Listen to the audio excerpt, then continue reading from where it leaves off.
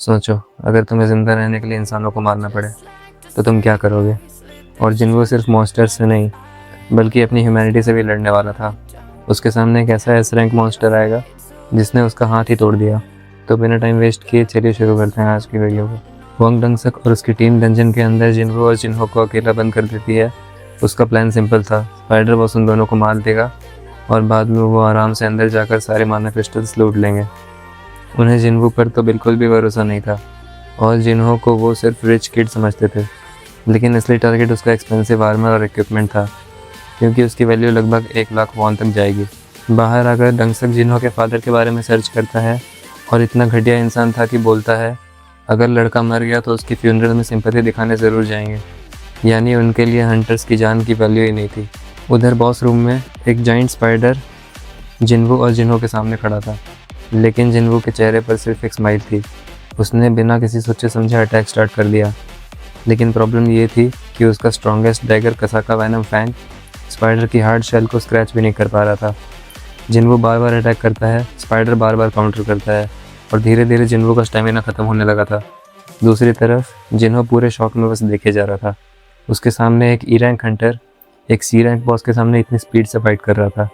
उसके दिमाग में सिर्फ एक ही थॉट आता है, क्या ये फॉल्स रैंकर है? फॉल्स रैंकर्स अक्सर वो हंटर होते हैं जो अपनी स्ट्रेंथ छुपा सकते हैं और अक्सर वो डेंजरस क्रिमिनल होते हैं। इसी वजह से जिन्हो से डरने लग जाता है।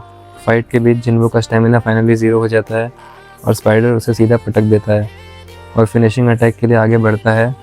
तभी जिन्हो अपना डेली क्वेस्ट रिवॉर्ड यूज़ करता है, फुल रिकवरी। 1 सेकंड पहले जो ऑलमोस्ट मरने वाला था, अगले ही सेकंड फुल हेल्थ के साथ खड़ा हो जाता है और बिना किसी टाइम वेस्ट किए सीधा हवा में जंप करता है और स्पाइडर की आंख में एक डैगर घुसा देता है।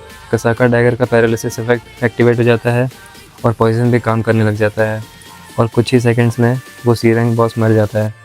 जिन्हो भी लेवल्स गेन करता है और जिन्हो इतना इम्प्रेस हो जाता है कि जिन्हो को बॉस बोलने लग जाता है और जिन्हो सोचता रह जाता है इसको अचानक से क्या हो गया। तभी डंगसक और उसकी टीम वापस आ जाती है। स्पाइडर को मरा हुआ देखकर वो अज्यूम करते हैं कि जिन्हो के एक्सपेंसिव इक्विपमेंट की वजह से स्पाइडर मर गया, लेकिन असली गेम अभी शुरू हुआ था। डंगसक जिन्हो को बोलता है अगर तुम्हें ज़िंदा रहना है तो जिन्हो को अपने हाथों से मार लो, लेकिन जिन्हो सीधा मना कर देता है। इसी मोमेंट सिस्टम एक्टिवेट होता है और एक इमरजेंसी क्वेस्ट दे देता है, ऑब्जेक्टिव किल ऑल 6 हंटर्स। और वार्निंग और भी डेंजरस थी, अगर मिशन फेल हुआ तो प्लेयर खुद मर जाएगा। इससे पहले जिन्हो को समझ पाता, एक मेज उस पर अटैक करता है और जिन्हो सीधा दीवार में जाकर टकराता है। रबल्स के अंदर पड़ा हुआ जिन्हो सोचता है ये सिस्टम मुझे इंसानों को मारने के लिए क्यों फोर्स कर रहा है। फिर उसे एक बात समझ आती है, अगर सिस्टम मुझे यूज़ कर रहा है तो मैं भी सिस्टम को यूज़ करूँगा। और उसी सेकंड वो खड़ा हो जाता है और एक डी रैंक हंटर उसके पास आकर एक डायलॉग मारने ही वाला होता है कि जिन्हो सीधा एक फ्लैश में उसकी बॉडी से सर अलग कर देता है। ये जिन्हो की लाइफ का सबसे पहला ह्यूमन किल था। उसके बाद एक एक करके वो सारे हंटर्स को मारने लग जाता है। हर किल के साथ जिन्हो का लेवल अप होता है और एंड में सिर्फ वांग डंगसक बचता है। सी रैंक होने के बाद भी अब वो जिन्हो के सामने कुछ भी नहीं था। डंगसक मर्सी मांगता है, लेकिन जिन्हो सिर्फ कहता है तुमने मुझे 3 बार मारने की कोशिश की है, और एक ही अटैक में उसे भी मार देता है। डंजन क्लियर हो जाता है। बाहर सबको लगता है कि जिन्हो के एक्सपेंसिव गियर की वजह से वो लोग बच गए, लेकिन सच सिर्फ 2 लोग जानते हैं। इस इंसिडेंट की पूरी रिपोर्ट सीधा हंटर एसोसिएशन में जाती है और वो जिनचुल को पता चल जाता है कि डबल डंजन का सर्वाइवर संग जिन्हो एक और इम्पॉसिबल डंजन क्लियर कर चुका था। और सबसे शॉकिंग बात, मरने वालों में होंग डंगसक भी था, जो famous S rank hunter Hwang Dong Soo का बड़ा भाई है। जिन्हो ने अननोइंगली अपने लिए एक डेंजरस एनिमी बना लिया है। घर आकर जिन्हो अपनी छोटी बहन जिना के लिए फ्राइड चिकन्स लेके आया था, लेकिन उसके दिमाग में एक ही चीज़ चल रही थी, उसने पहली बार इंसानों को मारा था और अगर फ्यूचर में ज़रूरत पड़ी उसे फिर मारना पड़ेगा।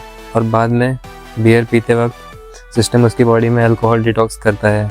तब जिन्हो फाइनली अपना पेंडिंग रिवॉर्ड चेक करता है, कांडीरूज ब्लेसिंग। तब उसे समझ में आता है कि डबल डंजन इंसिडेंट के बाद उसके बॉडी पार्ट्स वापस कैसे आए। कुछ देर बाद जिन्हो उसे मिलने बुलाता है। वो जिन्हो को अपना फ्यूचर गिल्ड ज्वाइन करने का ऑफ़र देता है। उसका सपना था गिल्ड मास्टर बनने का और उसके लिए जिन्हो को 20 रेड कंप्लीट करनी पड़ेगी, लेकिन जिन्हो सीधा मना कर देता है। तब जिन्हो डेस्परेशन में आकर बोलता है, अगर तुमने मना किया तो मैं तुम्हारा सीक्रेट सबको बता दूंगा। बस ये सुनते ही जिन्हो उसकी तरफ कोल्ड स्टेयर देता है और जिन्हो की बोलती बंद हो जाती है। जिन्हो बिना कुछ कहे वहाँ से निकल जाता है। दूसरी तरफ अमेरिका में होंग डोंगसू को अपने भाई की डेथ का खबर मिलता है और जैसे ही उसे पता चलता है कि डंजन में 2 लोग सरवाइव कर गए, उसकी नज़र सीधा जिनवू पर टिक जाती है। उसने डिसाइड कर लिया था, चाहे कुछ भी हो जाए अपने भाई का बदला ज़रूर लेगा। अगले दिन जिनवू और जिन्हा जॉगिंग पर जा रहे थे।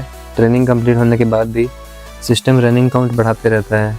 क्यूरियस होकर जिनवू भी ज़्यादा रनिंग करता है और तब एक सीक्रेट क्वेस्ट अनलॉक होता है, रिवॉर्ड मिस्टीरियस की।